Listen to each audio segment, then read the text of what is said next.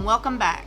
I'm the Disturbed Southern Belle. And I'm the gentleman. On this episode, we're going to be continuing on and talking some more about some of the outlaws from around the world, but this week it's going to be a little special because we're talking about two female outlaws, which is a little odd. You don't hear about a lot of female outlaws. You really don't. No. Both of these are from the U.S. Now, one we've already mentioned when we talked about Butch Cassidy. She was in his gang, the Wild Bunch. Laura Bullion is going to be one that we talk about. But one that we're going to talk about first is Belle Starr. So, she is Myra Maybelle Shirley Reed Starr. Is her name when she was born. That's so a pretty good, it's pretty a long name. name. But she's best known, of course, as Belle Starr. She was born on February 5th, 1848, and she is also one of just a few well-known female outlaws from the Old West. So, her early life. We'll talk about that first. She was born on her father John Shirley's farm, which was located near Carthage, Missouri. She was called May by her family, and her father John was considered the black sheep of his well-to-do family. So, they didn't really like that he kind of struck out on his own. They wanted him to stay, blah, blah, blah. So, but he was able to prosper on his own by raising sheep, corn, hogs, and horses.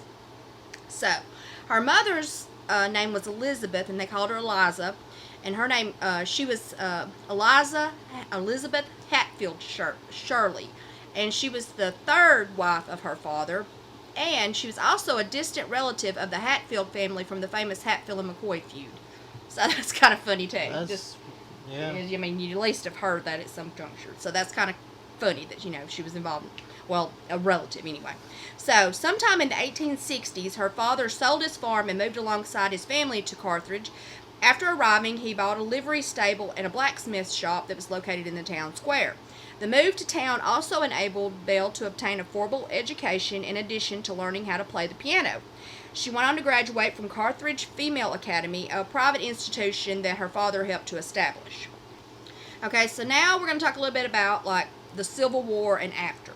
So her older brother, named John Bud Shirley, was a member of the Jasper County Bushwhackers, like we talked about when Jesse James and them, they were in the bushwhacking thing.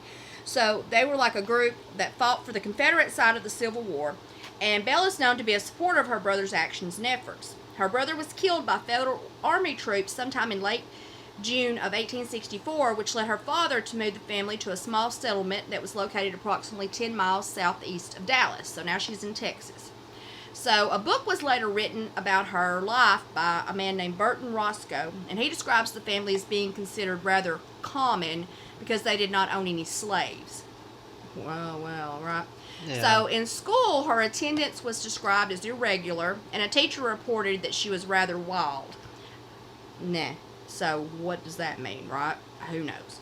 So she went on and she married James C. Reed on November 1st, 1866, and 2 years later, the couple welcomed their first child, a girl named Rosie Lee, who was later nicknamed Pearl. She was also known for having a great sense of style, which only helped to fuel the fires of her legend in later years. She was described as being a crack shot, and she was also known for riding side saddle while wearing a black velvet riding habit, which is like this suit that they designed for women to wear when riding a horse, usually like a jacket, long skirt, shirt, hat, and all that. So it would also be coupled with hat, boots, a necktie, and gloves, so she's all decked out. She was also said to be wearing an ostrich feather plumed hat while carrying 2 pistols with her cartridge belt slung around her hips. So she was to be a sight to have seen. Oh, yeah. She also would sometimes wear buckskin dresses with moccasins, but she was always supposed to be really decked out, I guess. I don't know how to say it, but yeah. She was always supposed to be really dressed up and everything, everywhere you saw her. So her husband, James, quickly turned to the life of crime, and after becoming wanted for murder in Arkansas, he moved the family to California. While they were there, their second child, James Edwin Reed, or Eddie, as he was known, was born in 1871 while they were living in California. The family later moved back to Texas, and her husband tried initially to make a living at farming. However, he was unsuccessful in this venture, which led him to become involved with several outlaw and criminal gangs. He was known to have brief respites, I guess you might say, from the outlaw behavior when he would again try farming, but he would soon just grow restless, and soon after he would just go back and join the gangs again. So he's been associated with the Starr clan, which was a notorious Cherokee family that was well known for cattle and whiskey, and for horse thievery.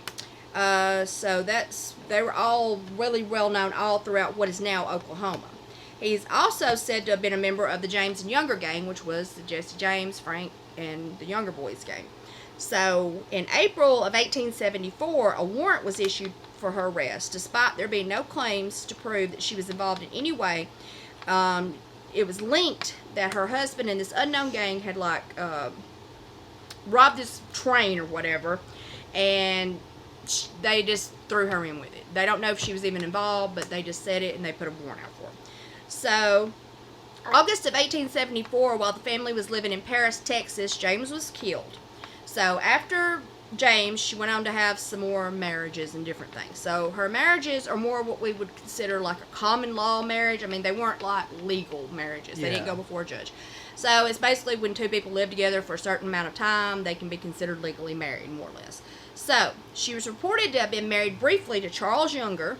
The two were claimed to have been married for a total of 3 weeks sometime in 1878. However, there was never any evidence that this actually took place. However, that didn't prevent more rumors from flying. It was also claimed that her daughter was also the child of Charles. So, I don't know. Now, this seems to be false, however, because in an autobiography that was written by him, that was quoted in Glenn Shirley's Belle Starr in her Times, he states in 1880, she married a Cherokee man named Sam Starr and settled with the Starr family in the Indian Territory. There she learned the ways of organizing, planning, and fencing for the rustlers, horse thieves, and bootleggers, as well as harboring them from the law. Belle's illegal enterprises proved very lucrative, enough for her to employ bribery to free her colleagues from the law whenever they were caught. So she had money to bribe the cops to get people out of jail. She was known for harboring people. The other outlaws, they'd go to her and stay and hide out in her place. So after their marriage, Belle joined the outlaw gang, the Starr clan, alongside her new husband, Sam. And this is also the time in which she started going by the nickname Belle. Okay, so while with the gang, she was said to have worked as a front for the bootleggers and to help with the harboring of fugitives. That's what she mainly did. The ones that were on the run or whatever, she would hide them and blah, blah, blah. And she'd go out and talk to the cops and make it look like nobody was there, yada, yada. So, sometime in 1882, Sam and Belle were charged with horse theft. The pair were arrested and brought before Isaac C. Parker, who was known as the hanging judge. They were both found guilty and sentenced to prison. She was sentenced to 1 year, with the judge expressing the hope that they would both decide to become decent citizens. Now, so from there, she was transferred from Fort Smith to Detroit via a railroad prison car, in which she was the only female among 19 others. So they put her on this prison car with 19 men, convicts, and she's the only woman.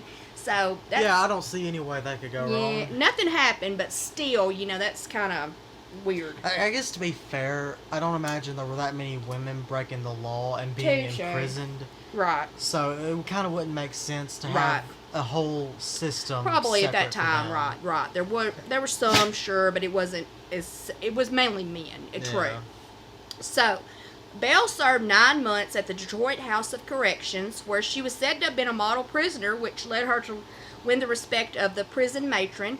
However, Sam was a different story altogether. He was said to have been the complete opposite. He was described as being incorrigible, which led to regular assignments of hard labor. So after her release, she was indicted 3 more times over the course of the next 2 years. One charge claimed that she had disguised herself as a man and took part in a robbery at a post office. However, she was never convicted of any of these charges. So, don't know if she was involved or not. My guess is most likely she was probably involved in some of this stuff. I'm sure if that is true, that's kind of funny. It is. So, she was able to elude charges for another theft in 1886. However, on December 17th of the same year, her life would change forever. Her husband, Sam, was killed while involved in a gunfight with a law officer named Frank West. Sam, along with another man, were killed, which led Belle to lose the happiest relationship of her life and sent her on to become the infamous Outlaw Queen, because that's what she was known as, the Outlaw Queen. Yeah. So, due to her marriage to Sam Starr, this also made her aunt to Henry Starr, who was an American outlaw and movie star of the silent film era, which is kind of interesting. That is, very much so. So, during her time with Sam, she lived on a ranch that was a well-known hideout for outlaws. It said that Jesse James once holed up there for several months. She also got a reputation for being part of a gang that was known for preying on travelers, ranchers, and cowboys throughout the area, which was the Starr clan, of course. After Sam's death, she was linked to several men with some unusual names, we'll say. So she was with one guy named Jack Spaniard, Jim French, and another guy named Blue Duck. Duck. There we go. Have no clue. Interesting names anyway. So, she later married a relative of her late husband, a man named Jim July, who later changed his name to Jim July Starr. She was 15 years older than him, and there are some that believe that she may have married him in order to maintain ownership of her property that was located on Cherokee land. So, she owned property on Cherokee land, so she wasn't a Cherokee. She had to be married or something to keep her land. So, they think that might be why she married him. I don't know. No clue. So, we'll talk a little bit about her children. So, her son, Eddie Reed, was convicted of horse theft and receiving stolen property sometime in July of 1889. He was sent to prison in Columbus, Ohio, and this led her daughter, Rosie, or Pearl, to try to raise money for her brother's release by, we'll say, selling her affections, when we know what that means. So, yep. She was eventually able to obtain a presidential pardon for him, and Eddie then went on to become a deputy in Fort Smith, where he later killed two brothers who were outlaws by the name of Crittenden sometime in 1895. He was later shot and killed while in a saloon in Claremore, Oklahoma on December 14th, 1896. So that's kind of funny. So he starts out an outlaw, then he kind of goes and turns into a deputy, and then he ends up getting killed in a saloon. But, kind of funny lot. So, his sister, Pearl, she later opened and operated several bordellos in both Van Buren and Fort Smith, Arkansas, and they were open from the 1890s all the way through World War I. That's impressive. That is. So that's crazy when you think about it, So, okay, so we're going to talk a little about her murder. It is unsolved. They have no clue for sure who killed her. So, 2 days before her 41st birthday, on February 3rd, 1889, she was murdered. She had been ambushed while she was supposedly riding home after visiting a neighbor's home. She was shot in the neck and the face with a shotgun blast that knocked her from her horse. The killer then shot her again in the back just to make sure she was dead. That's fair. But, yeah. That's a hell of a way to go. Yeah. Her death was caused by shotgun shots to the back, neck, shoulder, and face. Some legends claim that she was even shot with her own double-barrel shotgun, though that was never verified for sure, but, So, one story told by this guy named Frank Pistol Pete Eaton that she died from 4 different circumstances. So, he claims that Belle had been at this dance when she was approached by this man named Edgar J. Watson, who was one of her sharecroppers. So the man was supposed to have been highly intoxicated, and he tried to get her to dance with him, and she declined. So this did not sit well with Watson, according to Eaton. He states that Watson had waited until Belle had left the dance and then followed her. When she had stopped along the road to allow her horse to get a drink at a nearby creek, on her way home, he'd crept out of the darkness and shot her unawares. Eaton claimed he witnessed this happen, and Watson was later tried and convicted of the murder, for which he was later supposedly hung, though other sources claim that there were no witnesses to the crime and no one was ever convicted. So, I don't know. There was nothing in the books, so you know what I'm saying. As usual, there's witnesses all over the place.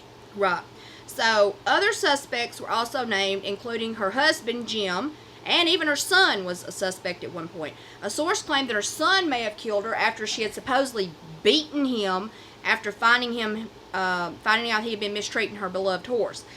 There's no proof of any of that. I don't know that any of that happened. That could have simply been all these rumors. So sadly, there's no actual answer as to what happened in her final moments. So she was buried on her ranch, which is located near today's Eufaula Dam in Oklahoma. Her tombstone, there is a bell, a star, and there's also engraved there, and there's also a poem that reads, "Shed not for her the bitter tear, nor give the heart to vain regret. 'Tis but the casket that lies here, that gem that filled it sparkles yet. And so ends the tale of Belle Starr. So that's like I said, that's the story of Belle Starr. Very, very interesting character. Oh yeah, absolutely. But the next one we're going to talk about is even more interesting, in my opinion, because she's got a wild life, and that's Laura Bullion. So Laura Bullion was born in October of 1876 and went on to be one of the members of the Butch Cassidy's famous gang, the Wild Bunch. So, in her early life. So, we said October of 1876, but really the exact date and year of her birth are not completely clear because record keeping back then was not what it is now. People were having babies out on their farms, and, at home, everything. So, but many sources seem to say the same thing, and they basically say that she was born in Knickerbocker, Texas. Knickerbocker. Yeah, there you go. Sometime in or around October of 1876. Now, her death records indicate her birthday is October 4th, but that could have just been a guess. We don't know for sure. So, her death certificate lists her father as Henry Bullion and her mother as Freda Byler. Henry was also an outlaw and was acquainted with William News Carver, who we talked about in the last episode, and Ben the Tall Texan Kilpatrick, which is another one we talked about with Butch Cassidy, as the well-known members of the Wild Bunch. So he was affiliated with them. So that's how she got her in to the guys, basically. Yeah. So Laura met News and Kilpatrick when she was approximately 13 years old. Diana Byler, her aunt, married News in 1891. However, she passed away shortly after their marriage due to a fever. Then, when Laura was 15, she began a relationship with News. So, we'll talk a little bit about her outlaw life. So, when Laura first became involved with News, he was at that time riding with a gang that was led by Tom Blackjack Ketchum. She instantly just became infatuated by the outlaw way of life, and she wanted to join the gang herself. Now, while he rode with Ketchum's gang, he refused the request to allow her to join. The pair was then only able to see one another when he was able to get away between robberies. However, while he was in hiding in Utah, he became involved with the Wild Bunch, which at that time was led by Butch Cassidy and his best friend, Elsie Lane. So, after joining the Wild Bunch, News allowed Laura to join the new gang, and she was quickly nicknamed by the gang Della Rose.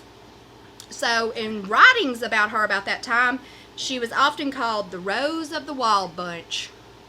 Her main job with the gang was to help with the selling of goods that they stole, and using her, we'll say, feminine wiles, if you will, to help the gang make connections with people that could help them with steady supplies and horses and things of that nature. So, she's also been known to go by several aliases, including Clara Hayes, with varying spellings of the last name, Clara Casey, Laura Casey, Nellie Rose, and Desert Rose. So, she's got some interesting aliases. Yeah.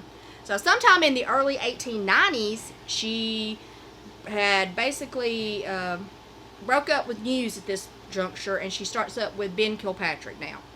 So after News had basically started this new relationship with this lady of the evening by the name of Lily Davis, that's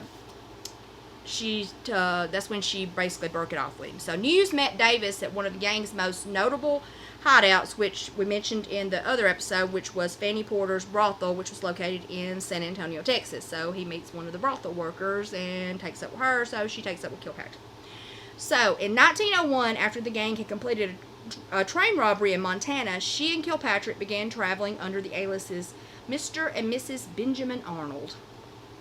And on November 6, 1901, an arrest warrant following the train robbery was filed with Laura's name listed as Della Rose and her aliases as Clara Hayes, Laura Casey, and Laura Bullion, which is slightly comical since one of her actual names is one of her name is, her actual name's an alias, and her alias is being listed as her actual name.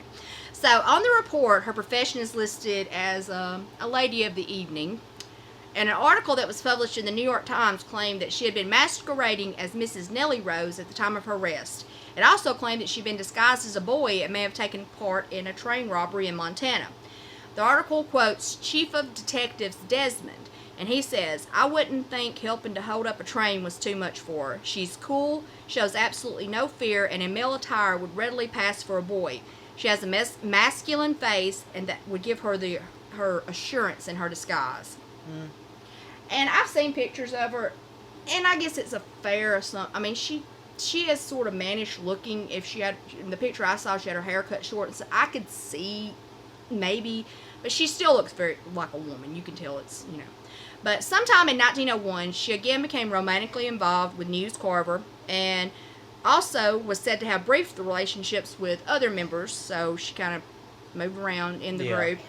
So after Carver's death in April of 1901, she again started a relationship with Kilpatrick mainly. And while on the run with Kilpatrick, she was arrested for passing money that had been linked to the gang's robberies, meaning she had tried to spend money that had been marked or had, serial numbers, something at that point she got arrested. So sometime around November 1st, 1901, Kilpatrick and Bullion had arrived in St. Louis via train. They had then checked into the local La Clede Hotel. They checked in under their new aliases of Mr. and Mrs. J.W. Rose. So at approximately 11:50 on November 5th, Kilpatrick was arrested, and in his pocket was the key to the hotel room. So the police went to the hotel to investigate, and upon their arrival, they found her packed and standing at the counter getting ready to check out. So they stop her and they search her, in which they found $8,500 in unsigned banknotes that had been taken from the Great Northern train robbery. So, like, an unsigned banknote is essentially a real banknote, or dollar, if you will. However, it was not meant or ready for circulation because it lacks the signature of bank officers that would make it official, and it may not even have serial numbers on it yet. So they're kind of like printed up, but they're not ready to be put out, or they may never be put out. Yeah. Who knows? It really makes you wonder why they would steal something like that. Because, like, I guess you could forge the signature. That's what they did. And that's where they kind of got... Actually, thinking about it, yeah, because back then they didn't really have that many ways of proving that a signature wasn't forged. Well, there you go. So Laura was arrested at approximately 9:15 a.m. on federal charges of forgery and of signatures on banknotes. Well, there we go. Which to me sounds like she or a member of the gang had likely put a signature on the notes to make them look official, most likely, like we said.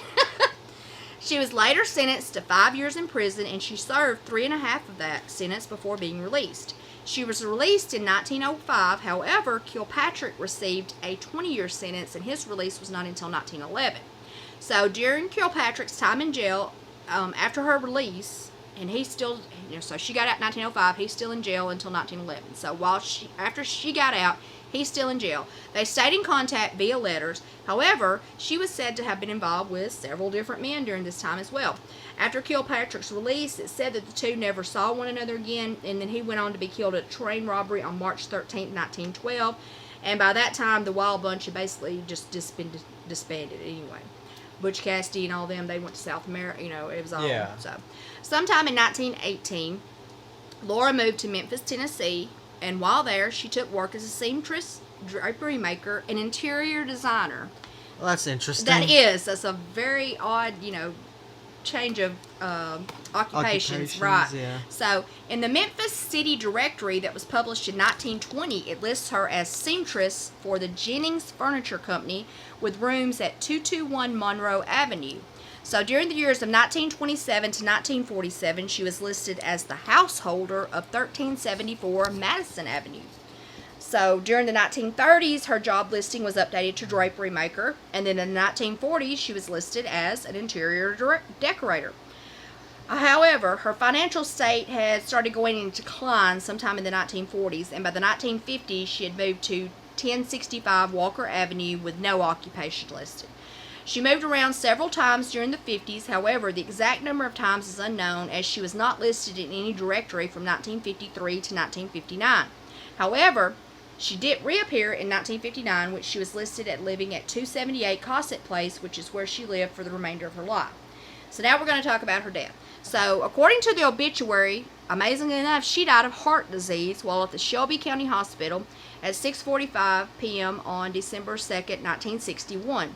Her funeral was held on December 4th, and she was buried in the Memorial Park Cemetery. She was the last known survivor, anyway, I guess we should say, of the Wild Bunch. On her grave marker, it reads, Freda Bullion Lincoln, Laura Bullion, The Thorny Rose, 1876 to 1961. Her marker is bronze and is embossed with gold rose vines around the edges. Yeah. So, her death certificate lists her age as 74, and her birthday is listed as October 4th, 1887. However, most reports claim she was born either in 1873 or, more popularly, 1876, which would put her closer to 84 or 87 when she died. On her arrest report in November of 1901, her age is listed as 28, and if her birthday is 1876, she would have been around 24 to 25 as the exact age of birth is unknown. But it does seem more likely that she was probably closer to her mid-80s when she passed, which is impressive considering the very wild life that she led. And so ends the tale of Laura Bullion. Now, I truly hope you enjoyed hearing about these female outlaws of the Old West. Their lives were certainly not for the weak, because I cannot even imagine what it would have been like to have been a female outlaw living, a woman living in an outlaw gang.